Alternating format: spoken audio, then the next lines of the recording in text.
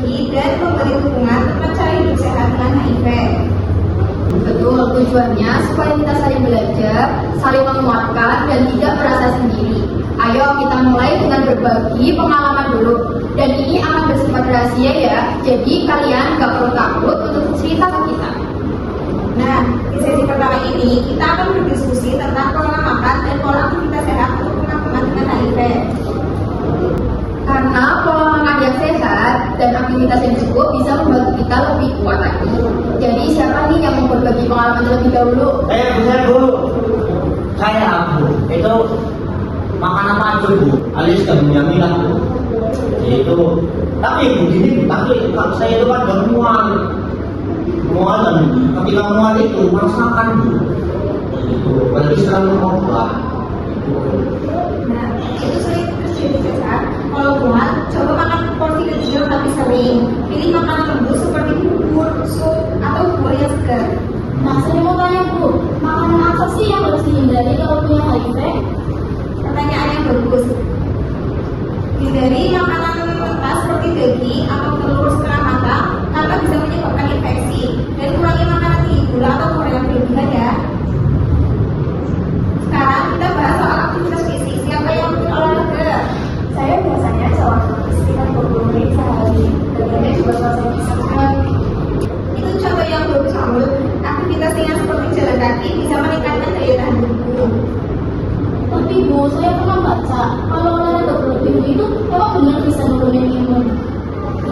Benar, olahraga cukup 3-4 kali seminggu, sekitar 30 menit, tapi jangan terlalu berat agar tubuh tidak kelelahan.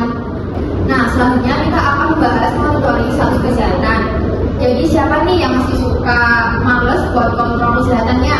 Saya Bu, saya sudah dikontrol karena saya takut ketemu sama orang yang saya kenal. Wajar, tapi jangan khawatir, semua hasil dan data pasien bersifat rahasia. Petugas tidak boleh membocorkan informasi itu. Bu, kalau hasil pemeriksaan saya turun, apa artinya itu obatnya nggak cocok ya Bu? Belum tentu Yudis, bisa juga karena stres, kurang tidur, atau makan tidak teratur. Nanti dokter akan bantu menyesuaikan gula ya. Berarti pemeriksaan itu harus berapa sering? Idealnya tiap 3-6 bulan sekali, supaya kita tahu apakah pengobatan berjalan dengan baik. Jadi kalian harus kontrol rutin ya, karena itu akan membantu kita menjaga kesehatan dan mencegah komplikasinya. Nah, selanjutnya kita akan membahas tentang cara mengelola stres bagi orang yang hidup dengan HIV. Siapa yang pernah merasa stres karena kondisi ini?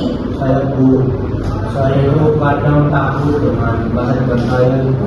Takut masa depan saya itu masih jalan orang lain.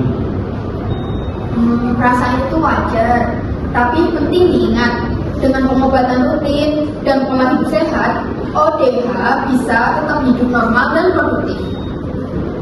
Kalau saya sih stres karena sering merasa jauh dari teman. Windis, dukungan sosial sangat penting. Kamu bisa bergabung di komunitas ODH. Di sana kamu akan bertemu orang-orang yang paham dan mendukung. Nah, stres bisa dikendalikan dengan dukungan sosial, berpikir positif, dan melakukan kegiatan yang menenangkan ya teman-teman. Benar, ingat ya, kalian tidak sendiri. Kita saling mendukung di sini. Oke. Nah, sekarang kita masuk ke sesi terakhir ya, yaitu evaluasi dan eksplorasi perasaan setelah mengikuti kegiatan kelompok ini. Nah, kami ingin tahu bagaimana perasaan kalian setelah ikut dari sesi pertama sampai sekarang ini. Jujur saja ya, silakan.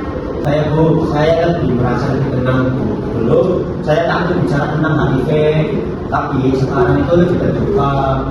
Saya juga Bu, saya jadi lebih semangat minum obat sama nggak merasa sendirian. Saya juga jadi lebih tahu cara menangani stres dan pentingnya mengelola kesehatan secara rutin.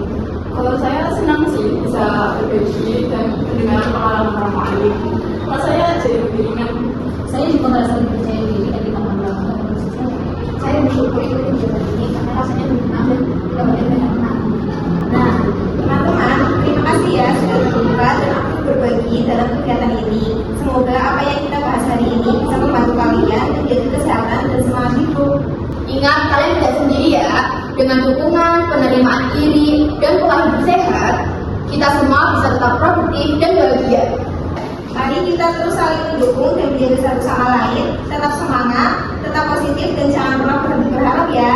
Terima kasih.